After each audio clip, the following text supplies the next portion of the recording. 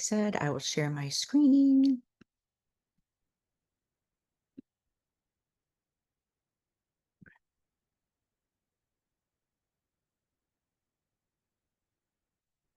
Here we go.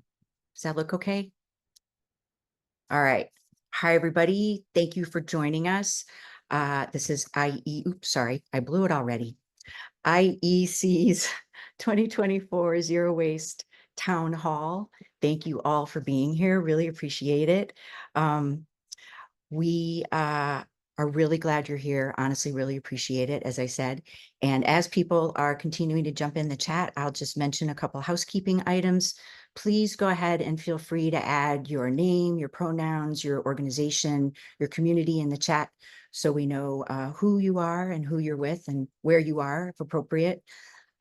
We are recording the town hall, so if you are uncomfortable being on camera, now is your chance to turn it off. No pressure at all. We will have a Q&A. Oh, sorry. The recording will be posted to IEC's YouTube channel after the town hall, and so you can look for it there. We will have a Q&A at the end of all three of the presentations. Please feel free to put questions in the chat in the meantime. If you're calling in by phone, you can use *9 to raise your hand. Also use the chat to feel free to share any resources you have, in addition to any questions or comments you'd like to share. So thank you in advance for contributing to a lively, robust, and cordial conversation, and let's get started. We'll kick it off. I am your welcoming remarks. Hello. We love having our legislative keynote speakers, but since today is the last day of veto session in Illinois, it was harder to get somebody. So I will be delivering welcoming remarks tonight. And then we have guest presenters that include Emily Kowalski, who is with the Coalition for Plastic Reduction and Environment Illinois, and she'll be speaking on foam foodware and single-use plastics in general. And then we have Frank Pettis with the Lake County Environmental Justice Coalition, who will be speaking about environmental justice, food scraps, composting, and landfill methane emissions.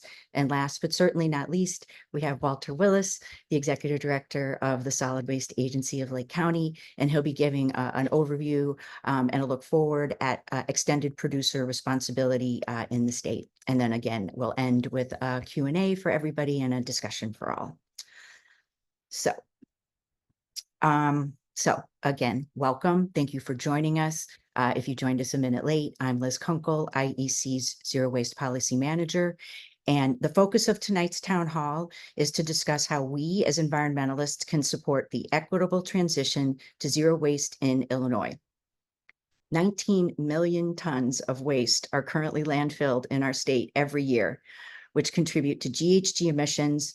They squander valuable non-renewable, natural, and other resources and inequitably impact us and our neighbors. As materials continue to be landfilled and littered, low-income, BIPOC, and rural communities across the state are forced to bear the health, economic, and environmental consequences. Given our state's Midwest location and our history and future of manufacturing industry and innovation, we know that the need and pressure will only increase to shift our processes away from a take, make, waste model of production and disposal and toward a circular and reuse economy that prioritizes the well-being of people and the planet and manages our resources to preserve their value. So how do we do that? Well, glad you asked. We at IEC have been working in this area since 1975 to do exactly this kind of work to safeguard Illinois, the plants, the people, the animals, the natural systems that we all depend on.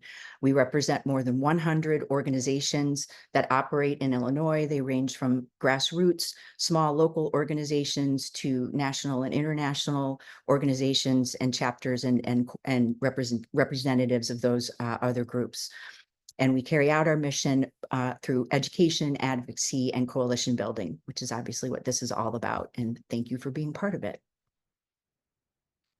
So being part of it, what we do as IEC to help set our environmental agenda each year is we've divided up the work into 6 different issue areas that include sustainable agriculture, conservation, clean energy, transportation, clean water, and zero waste. We have IEC hosts a series of 3 issue planning calls per area that are open to IEC member affiliates, organizational members. Those calls have just wrapped up. Last week, I think, was the last one. There's a series of 3 calls in each issue area where we, in the first call, brainstorm ideas that could be appropriate for legislative action in the next legislative session. The second call narrows down those priorities, and the third call tries to finalize them within the group context. And then we stir it all in the IEC soup, and we figure out what our real priorities are going to be for the session based on what capacity we have, what our partner's capacity is, what the legislator capacity is, and we take it from there. And so those issue planning calls, like I said, have just wrapped up. We also do a town hall that's open to the public and individual members, as well as our affiliate partners, to broaden the conversation, include everybody in it, and get those broader viewpoints to make sure we're not missing people in the state. So specifically regarding the zero waste landscape in Illinois, we all know, I'm not preaching to the choir when we say the easiest way to reduce waste is not to produce the waste in the first place, but we also know that a decades-long focus on recycling and landfill diversion has diverted our attention nationally, not just in Illinois, but nationally, from source reduction and reuse as viable solutions. So IEC continues to work on those reduction and source reduction and reuse solutions, while at the same time supporting legislation that has been and will continue to be introduced to more effectively manage the specific materials that are most problematic in our state. And that's what we're going to talk about tonight, which are, as I mentioned, plastics, polystyrene, food scraps, landfill methane emissions, and extended producer responsibility. So with that, let's jump into our first presentation, and I will flip it over to Emily and the plastic front. Take it away, Emily. Thanks, Liz. So my name's Emily Kowalski. I am the Outreach and Engagement Manager with Environment Illinois and a steering committee member with the Coalition for Plastic Reduction. Environment Illinois is a statewide policy and action group that works to protect clean air, clean water, wildlife, open space, and a livable climate. And one of the particular priority campaigns that I work on as Outreach and Engagement Manager is our campaign to protect the Great Lakes from plastic pollution, which is how I also work with the Coalition for Plastic Reduction, and one of the administrative leads for that coalition of nearly 50 organizations, institutions, and other interested parties working to prevent plastic pollution, and sit on that coalition's steering committee. So we're going to talk a little bit about the problem of plastic waste. So if you want to go to the next slide, Liz. Thank you. I will, but I'm going to pause myself and interrupt myself and you, because I'm sorry. I was supposed to introduce you and I very awkwardly flipped it to you. So thank you for introducing yourself. But I'm going to include the fun fact that you did include in your bio at the end to share with everybody. And again, I apologize for the awkwardness. I should have flipped it to Emily after I introduced her, not before. So I would like to add, prior to Emily's current role at Environment Illinois, she spent 12 years working as an organizer and an administrative director at the Public Interest Network, supporting successful campaigns on a variety of environmental and public interest issues, such as the right to repair and getting lead out of school drinking water. Currently, she lives in the Logan Square neighborhood in Chicago, where her favorite way to reduce plastic in her own life is using solid lotion bars that also come in plastic-free packaging. So thanks again, Emily. Take it away. I will advance the slide. Thanks, Liz. You got it. So probably everyone who is here watching this and participating in this town hall knows about the problem of single-use plastics. But single-use plastics, when I use that term, I mean the items that are designed to be used once and then discarded that are made of plastic, which doesn't biodegrade. We know that plastic breaks down into smaller pieces, creating microplastics that persist for hundreds of years, polluting us and our world. And the problem of single-use plastics isn't just one problem. I want to highlight three pieces of the single-use plastic pollution problem tonight. The first is that disposable plastics are a waste. Creating plastic items takes resources, and creating a plastic item that is designed to only be used for a few minutes and then discarded is a waste of the resources that we have on this planet. Nothing that we use for just a few minutes to keep our drinks hot or cold should be polluting our planet for hundreds of years. And that brings me to my second point, which is that single-use plastics in particular impact our environment, water, and wildlife. The plastic items that get discarded and are litter on our streets and in our natural areas, as well as the microplastics that are in our waterways, our soil, harm our wildlife and our beautiful natural areas in Illinois.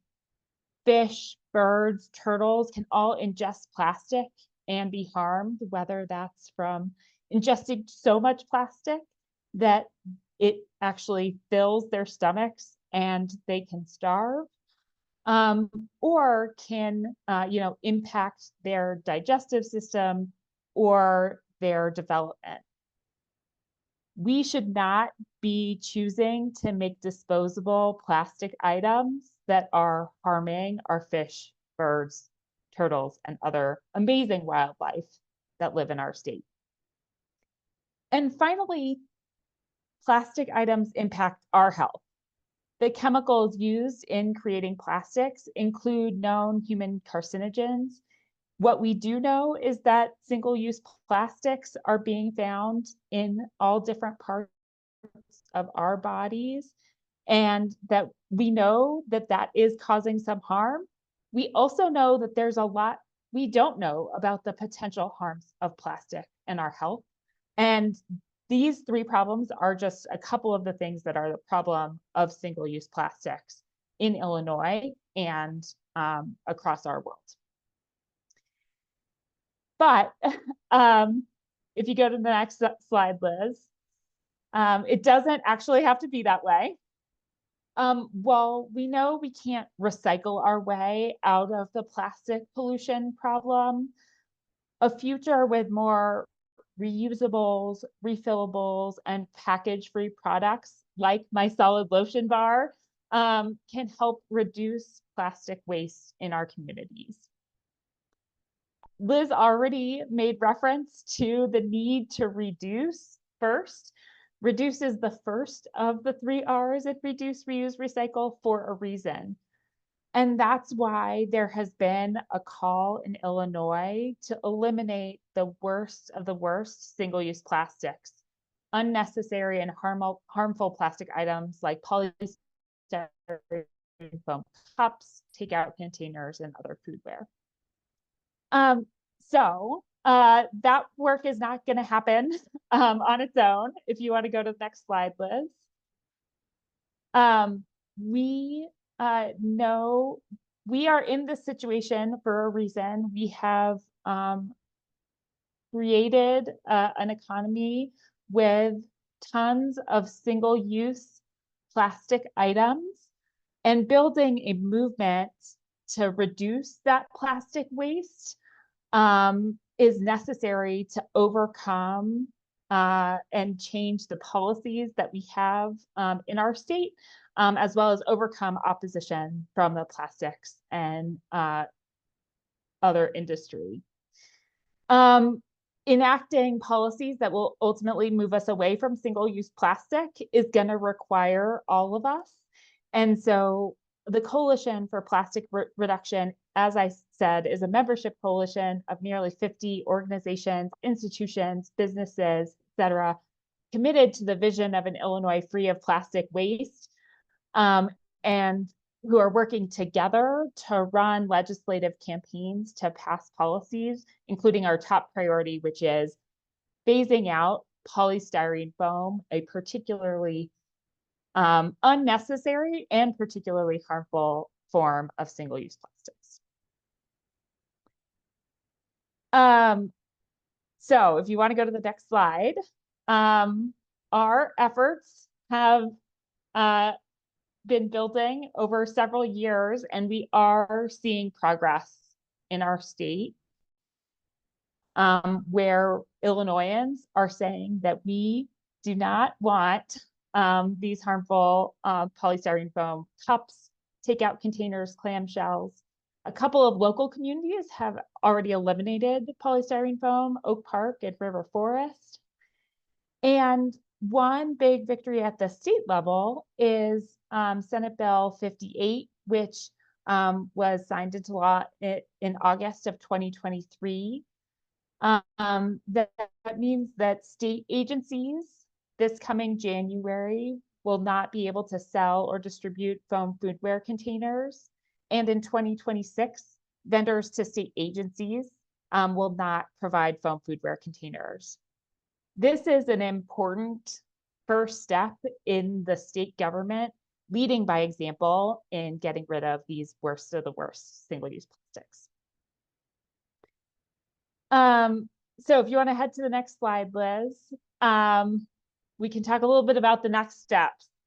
Because while our state government phasing out foam at the state within government agencies is an important step forward, there is still more to do.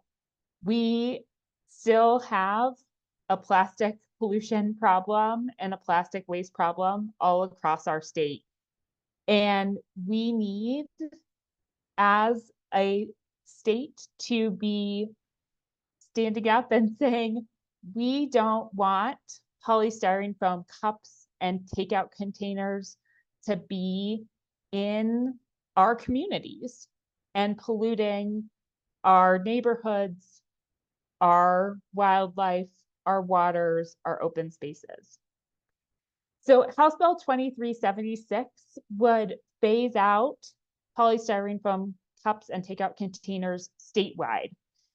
This bill was introduced and passed through the State House in the spring of 2023, but stalled in the Senate.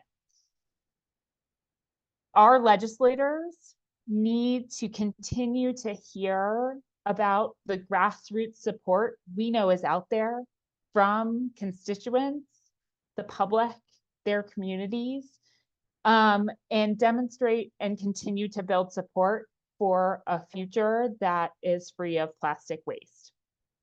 So I've got a couple of asks for everyone who is here tonight. On the next slide, there are a couple of QR codes.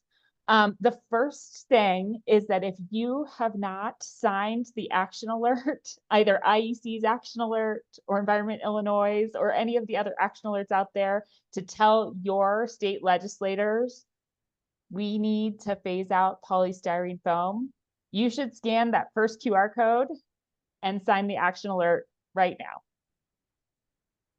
We need everyone here to do that and to recruit your friends and family to take similar action. So that second QR code will take you to a toolkit with sample social media posts and a quick paragraph and link that you can share with your family and friends, text them, email them. Next time you see them, pull it up on your phone and have them fill it out right then and there. We need anyone and everyone who shares our vision of a world without plastic waste harming our wildlife and us to be part of this campaign. And finally, this effort requires not just those of us who are environmentalists and advocates to be calling for this action. We also need our friends in the restaurant and business community to be sharing their support. So that third QR code will take you to an endorsement form for restaurants. So restaurants that you know that don't use foam, you should ask them to sign on and endorse our campaign. And finally, if you have taken all those actions, but you still want to do more, send me an email. There are so many ways to get involved and make a difference on ensuring that we eliminate some of these worst of the worst single-use plastics across Illinois.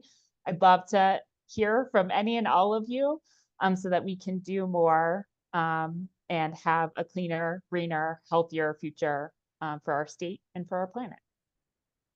Hear, That's hear. single-use plastics from me, Liz. That's perfect. That's awesome. Thanks so much, Emily. It was really great. Yeah, just thank you. It's so, and for everybody's benefit, part of the reason that we're really excited about the timing of all of this is because this House Bill 2376, even though it's stalled in the Senate, we know there's some support now. And so there's a good opportunity to try to pass it in this upcoming lame duck legislative session that will take place in the first few days of January 2025 before the next full session starts. And if the bill doesn't pass in its current form in the lame duck session, we then have to start over again with reintroducing it and passing it through both houses, as opposed to just getting it through the Senate, since it's already passed the House in its current form. So that's why this is a really unique opportunity. And I was really glad that Emily was available and able to share the specifics of this campaign around the foam foodware bill, because it is a really unique opportunity to be part of that campaign if you're so inclined. So thank you again, Emily, for that. We'll go ahead and switch to our next presenter, who I will remember to introduce. And that is Frank Pettis. Thanks, Emily. Frank Pettis, who is with the newly founded Lake County Environmental Justice Coalition. Frank is an educator, an organizer, and a community builder deeply committed to advancing social justice approaches to human development and social transformation. He's currently a senior teacher with Exalt Youth, a New York City-based nonprofit after-school organization. He's also a community organizer that seeks community-driven environmental justice policies in his hometown of Waukegan, Illinois, which is an EPA-designated environmental justice community. He's been organizing since 2013 and has worked with and on behalf of unheard young people, the politically and economically disenfranchised, and the medically underserved in the United States and internationally in South Africa, Nicaragua, and Haiti. Most recently, his organizing has focused on drawing attention to the school-to-prison pipeline, a concept that highlights the systemic inequity in our American educational system and on the loss of affordable housing and the gentrification impacting many working-class and poor communities of color. His organizing is guided by a sense of interconnectedness. The strongest of us and the weakest are indelibly connected. He firmly believes that broad, enduring, humanistic progress comes from the bottom up. Frank has a BA from Roosevelt University and an MPA from the New York University Wagner School of Public Service. He's also an avid reader and, not surprisingly, a lover of travel. Frank, thanks so much for joining us, and take it away. Yeah, thank you so much, Liz. Greetings, everybody. Liz, my apologies for having to read the long version of my bio. Sounds Not at all. It's yeah, cool. cool. Well, thank you. Well done. Yeah, as you heard, Frank Pettis, organized with the Lake County Environmental Justice Coalition, relatively new group. We've only been around for about less than a year, 11 months. And, you can actually flip to the next slide and I'll say a little bit more. Thank you. Yeah. So before I tell you about the coalition, I'll tell you that, the problem of food scrap, food insecurity is, in Illinois, it is in many of our communities, right? Food scraps account for 20% of Illinois' total waste. And this is happening while 1 in 9 Illinoisans, right, are food insecure. Okay. I live in a community where many suffer food insecurity, and this is an issue that impacts us personally. Yeah, it generates methane, greenhouse gas, with about 80 times warming power of carbon dioxide over a 20-year time horizon. And we'll talk about how this, impacts Waukegan and Lake County directly on the next slide. Yeah, so what is the Lake County Environmental Justice Coalition, right? So as I mentioned, relatively new group come together, community members, organizations, mostly based in the Tri-Cities of Lake County, right? So the Tri-Cities is a colloquial term used for Waukegan, Zion, and North Chicago, which are the three, well, and Round Lake as well, which are the predominantly people of color and working class cities, and an otherwise very prosperous county, you know. And many of us, we have full-time jobs. We don't do this full-time. We're not a nonprofit yet, right? Many of us work in immigrant justice, work in public health, environmental orgs are represented, immigrants' rights orgs are represented, as well as those of us who are focusing on education equity, right? And like I said, our focus is on the most environmentally disadvantaged neighborhoods, blue and green spaces in Lake County. Thank you. Move to the next slide. Yeah, so really important to highlight why we need environmental justice in Lake County, right? The Brushwood Center, which is, they published their health equity and nature report in 2022. It had a lot of data that is not surprising, right, but was visually very striking. And amongst their data points, it showed a 15-year gap in life expectancy between two communities less than 5 miles apart, right? So North Chicago and Lake Forest, the gap in life expectancy is 15 years. Between Lake Forest and Waukegan, it's 12 years, I believe. Yeah. So just to show that these are issues, and we'll highlight them on the next slide. Yeah. So just to highlight this link, right, between human health and environmental health, right? As I mentioned, 15-year gap between communities like Lake Forest and the Tri-Cities. 5 of 8 Superfund sites in Lake County are in Waukegan, right? Only one of these is a landfill, which is particularly in interest to this meeting. Yeah, and thank you, Liz, for putting the mouse on that one, right? It's the only one not on our lakefront in Waukegan, right? And that's because it lines our other waterway, right, which is the Waukegan River, the Yeoman Creek. Okay, but the other 5 Superfund sites are all on our lakefront. All have been designated, and the EPA is taking steps to remedy those sites. Right now, our primary work is just making sure that the steps are being followed, that the contractors who get the work are doing things properly according to the guidelines, so we have a monitoring program. Yeah. Okay, and you can move to the next slide. Thank you. Thank you. So this is really the core reason why I have engaged with the methane emissions working group, why I continue to come back and seek community and guidance from this grouping. Right, as I mentioned, the Yeoman Creek landfill is a 70-acre landfill in the heart of Waukegan. Right, when it was built in way back in the 1950s or designated for use in the 1950s, there was no surrounding community. Right, it was on the outskirts of the town. Okay, and the administration then wasn't thinking about the impact of the residents who would eventually live around that site. As you can see in this top picture here, this is me standing at the gate of the landfill, and it is surrounded on all sides, right, by either industrial facilities or by public housing. Right, so the housing that you can see directly in front of me is Section 8 housing.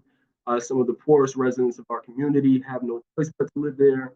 Right, some of our favorite restaurants, I have to say this because I'm getting ready to go to one after this meeting, are also line this site, right? So it's really in the middle of our community. And it's not only in the middle of our community, it's in the middle of the only wetland that we have access to in our community, right? So as I mentioned, it runs adjacent to our Yeoman Creek or our Waukegan River, which is in the middle of a wetland and which also flows throughout the entirety of the city to empty into the lakefront, right? And as mentioned on the screen, leachate and landfill gases have been detected migrating offsite.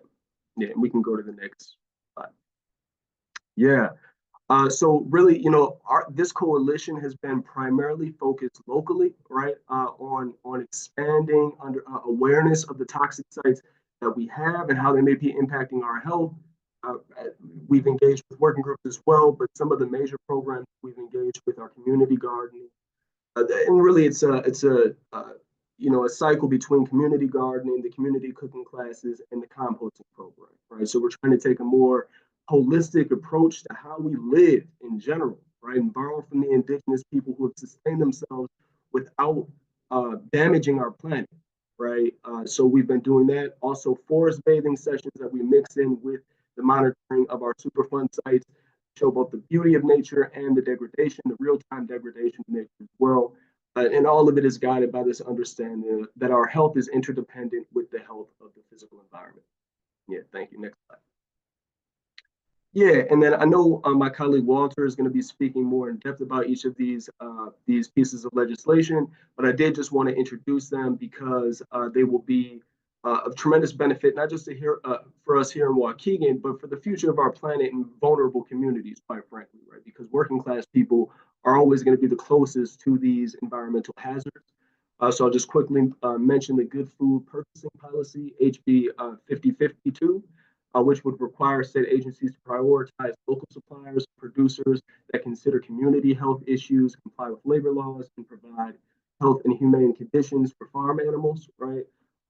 Then House Bill 5283, which is the landfill methane emissions bill, would require landfills to install methane gas collection and control systems within 1 year of opening or expansion. It's currently at 5 years. And then the two 2025 bills that we're looking forward to are the food scrap diversion bill, which would require food scraps to be diverted from landfills per hierarchy and to prevent waste, feed humans, feed animals, and for composting and other agricultural uses. And then lastly, the compost market development bill would provide grants to incentivize finished compost use on private and public lands. Okay, so those are things that we're really looking forward to. Lastly, next slide, please. Okay, and how can you help? Right. So as you see, my email is there with anything that you want to reach out about. If you want to get involved with the coalition, please reach out. But really, you can help us demonstrate support for equitable legislative and other solutions to keep food as food, reduce the volume of food scrap and other organics that go into landfills like the Yeoman Creek in Waukegan, and reduce the volume of methane emissions that come from landfills. Okay, so feel free to contact me, and I'll turn it back over to you, Liz, to introduce the final speaker. Thank you. Thanks so much, Frank.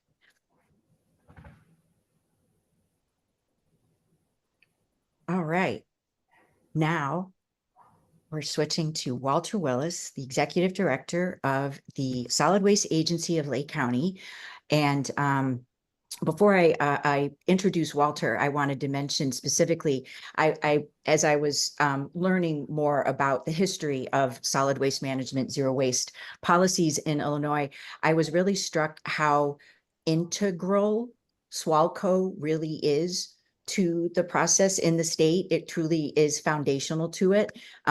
Because here, as the slide says, in 1989, Lake County was the first county in Illinois to adopt a solid waste management plan that was in compliance with the recently passed state Illinois Solid Waste Planning and Recycling Act. And then SWALCO, the Solid Waste Agency of Lake County, was created a mere 2 years later to implement that management plan. No moss growing in Lake County. There's no time.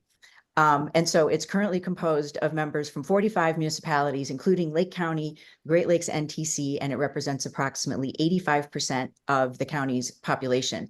And in another sidebar example of how there's no moss growing in Lake County, one of my other favorite stories of how action-oriented these folks are at SWALCO is they managed in the spring of 2020, while the pandemic was keeping everybody at home and maybe we were barely just coming out of our houses in the spring of that year, SWALCO managed to get a USDA composting grant that was due at the end of June. Like nobody else was in the office yet. And these guys were working behind the scenes while nobody was around because they knew they could do it. So these guys get it done. And Walter, we're so grateful that you are here to share big picture on EPR. And as Frank said, we know that you're also have additional expertise on the food scrap bills that we talked about. So when we get to the Q&A, we can flesh those out a little bit more as well. But I'll go ahead and do your bio before I flip it to you, Walter. So as I said, Walter's the executive director of the Solid Waste Agency of Lake County, and he's been in that position since 2007, overseeing the agency's solid waste and resource management programs and implementing the solid waste management plan for Lake County. He's a board member of the Illinois chapter of SWANA, which, help me with that acronym, Solid Waste Agency of North America. Ha. You got it. Got it. Great. National, no, sorry. No, not North America, a continental organization. Walter's also the past chairman of the Illinois Food Scrap and Composting Coalition, and he is an honorary board member of the Product Stewardship Institute. Prior to joining SWALCO, Walter worked in the waste industry as a consultant for about 20 years, developing solid waste management plans and assisting with solid waste facility development projects throughout the U.S. He began his career with the Illinois Environmental Protection Agency in 1987 after receiving his master's in public administration from Southern Illinois University. So thanks for joining us, Walter, and you take it away. Well, good evening, everyone, and thanks for those kind words, Liz, about SWALCO, our agency. What I want to talk to you guys about tonight is introduce you to an important movement in the legislative arena, and we call it extended producer responsibility laws. So you can't stick your head in the water. If you're a producer, you got to be part of the solution. So next slide, please. So what is extended producer responsibility? It's kind of built on the concept of product stewardship. If you're a producer and you're putting a product and packaging it in the marketplace, you have some skin in the game to help with the ultimate disposition of that product or packaging. So really what that means as a producer, you need to look upstream to product design to make it more recyclable and less toxic, and downstream to the consumers that are using your product and helping us with recycling, reuse, and safe disposal of those products. So bringing that into the bottom line is very important. So next slide. So why EPR? Why is this movement taking off? We run one of the largest electronics recycling programs in the state, and we couldn't do it without the manufacturers' help. The people that make TVs and computers help fund those programs, and that's why we're able to sustain those programs. So that sustainable funding is very important. Shifting the cost from the ratepayer to the person making the product. We want to incentivize waste reduction and reuse. So a lot of times that is put into these laws. Convenience is a key part of any good recycling or reuse program. You have to have access to that, and then education marries up with that convenience. And people, once they're aware of what they need to do and they have access to it, they are more likely to do it. And it does create a level playing ground for all the producers. So those that want to be sustainable, those that don't want to be sustainable have to be brought along with those that do. So next slide. So how many EPR laws? This is the United States, obviously, and we've got 141 laws for 20 different products in 33 different states. And Illinois is doing a pretty good job of passing EPR legislation. So next slide. This is just another way to look at it. Growth spurts over the years, and we are recently on a hot streak across the country with EPR legislation. Next slide. So this slide I'm not going to go through it in detail, but whenever you developed a piece of extended producer responsibility legislation, these are the main things that you need to think about when you're developing a bill. So typically we'll work with the Product Stewardship Institute and some of their experts and go through the process of looking at each of these topics and addressing it in the law, and also using best practices and knowledge gained from other states that are going before us is very important to writing legislation that is implementable and makes sense. So this is a very important part of the making an EPR law effective. So next slide. So what have we been doing with EPR in Illinois?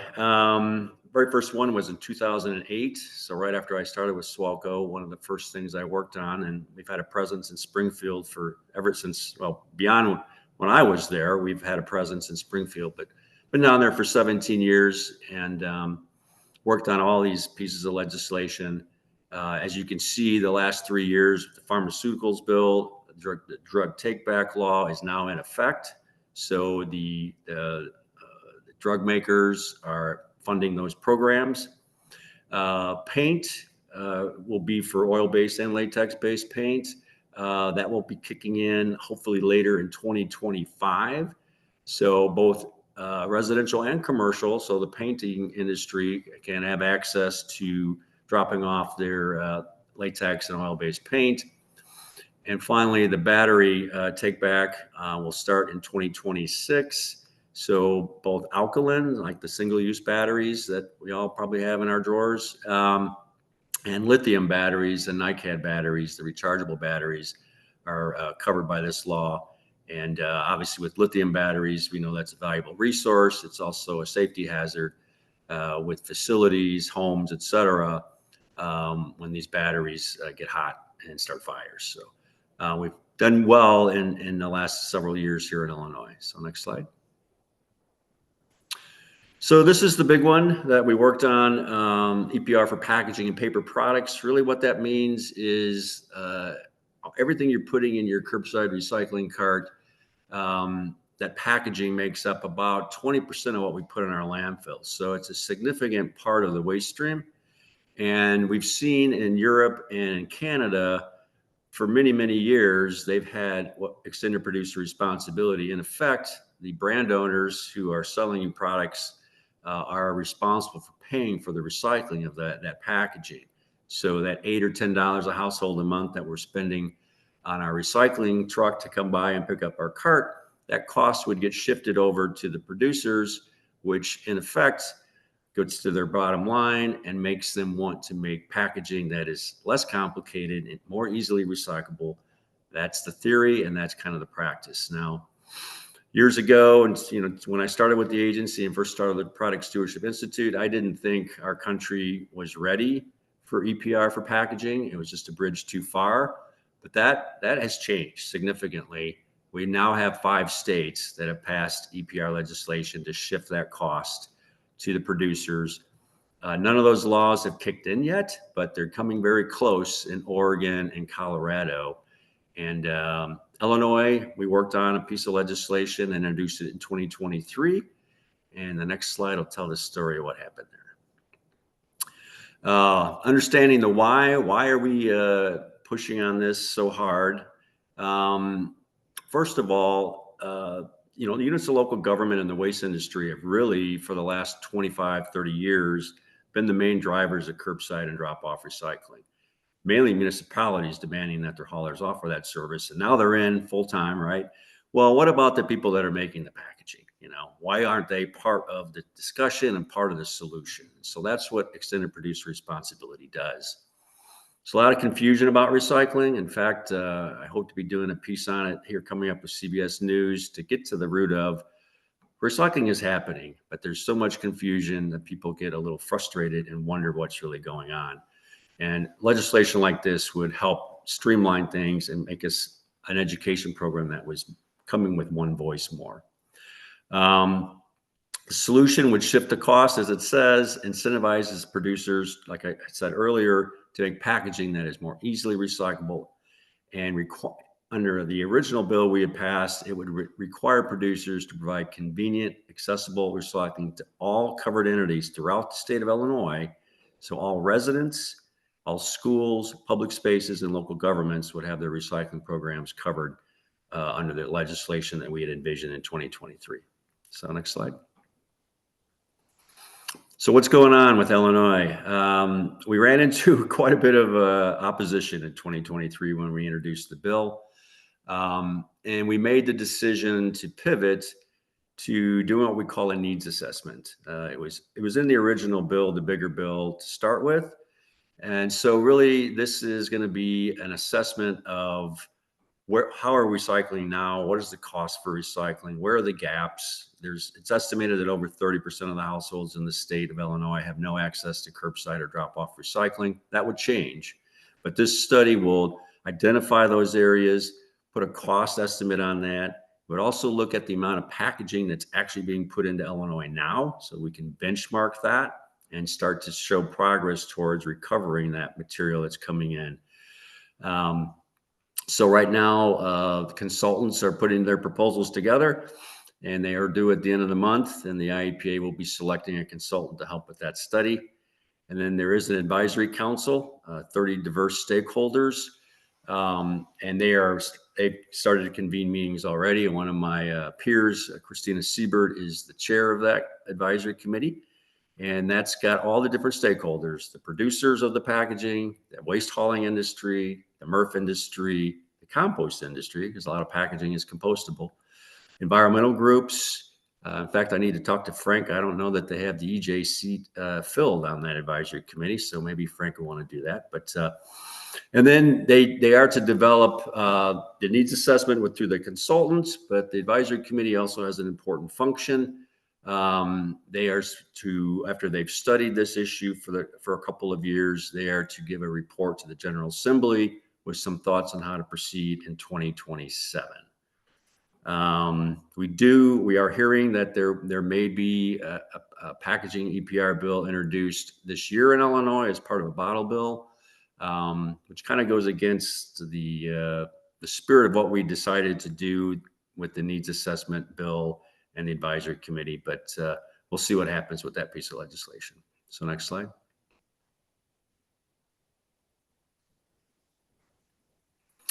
So it's ever evolving. Like I said, with that one slide, there's over 20 products. So mattresses, paint, and tires even. But what we're looking at in 2025 is a EPR for household hazardous waste.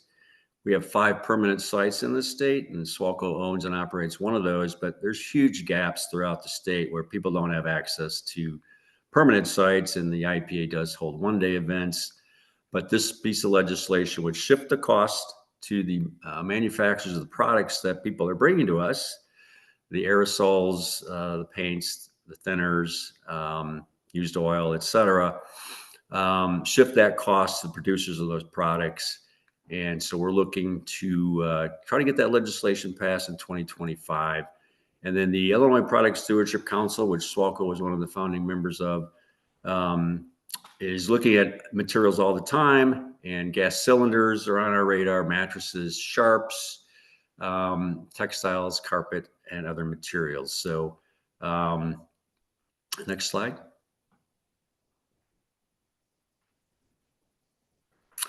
I want to thank you. And if you are interested in helping and getting involved in the EPR movement and getting involved with the Illinois Product Stewardship Council, please send me an email. We'd welcome you with open arms. And I'll turn it over to you, Liz, for a little Q&A. Thanks so much, Walter. And thanks everybody. So yeah, we've got about 10 minutes left for Q&A. If people have questions, again, you can put them in the chat. Feel free to raise your hand electronically or otherwise. I won't go to thank you yet. I'll start with the questions still. I'm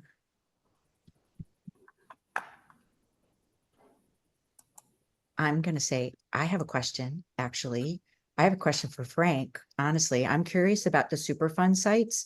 What does it mean for the sites to be on the national priorities list versus the other 2 that are not? Like, what's happening with those that are not on the national priorities list?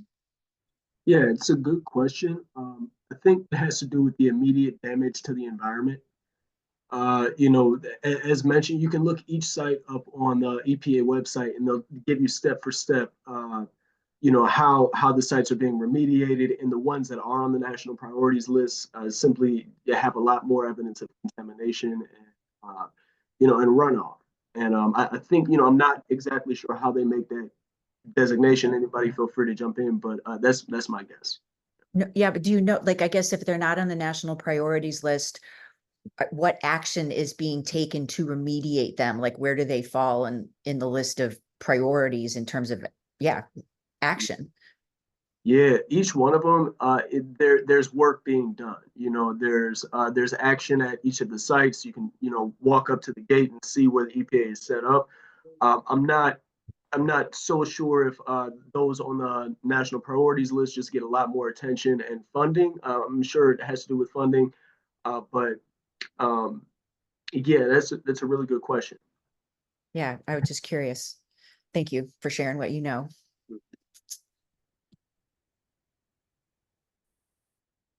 All right. Dan, I see your hand. Go ahead. I can unmute you. Oh, there, you did. Great. Go ahead. Hi, thank you so much for this presentation. It was very informative to hear about sort of the leading policies that are being proposed around this.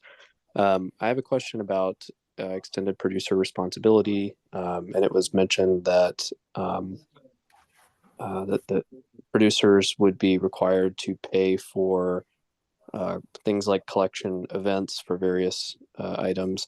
And I'm wondering if this might just be, I just don't know as much about the waste disposal processes, but is there a process for collecting these recyclable products at landfills or before they go into landfills just from people's normal trash cans, right? Where they don't have to, bring it to a specific event or, yeah, is there any kind of collection method that would not require people to have to bring it specifically to an event to drop it off, or just curious about that?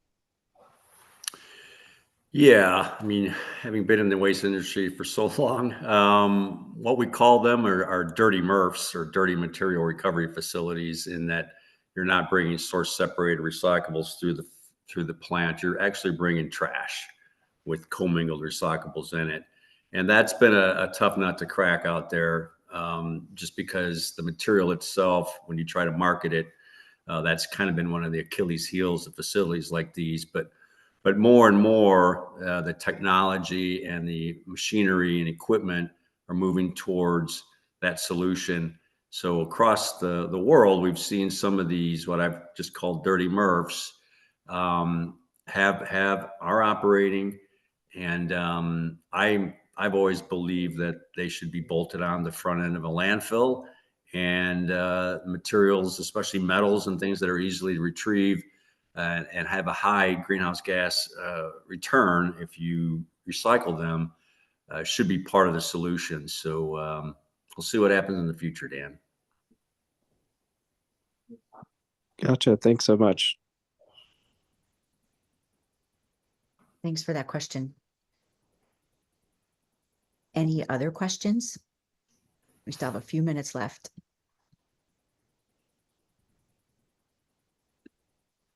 Well, I'm happy to give everybody 5 minutes left if they are good and have no questions.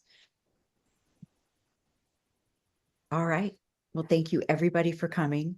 Really appreciate your time tonight, this week before Thanksgiving. Thank you to all of our presenters. Really appreciate your flexibility, your expertise, your passion. I look forward to continuing to work with you and all of this, doing all of this good work. So thank you all. Thank you for coming. Let me know if you guys have any questions. Obviously, we're happy to connect you with other groups, with the IEC, with anybody. So thank you all for coming. Have a great night and happy holidays. Thank you, Liz. Good night, everybody. Thank you. Good Take night, care. everybody. Thank you.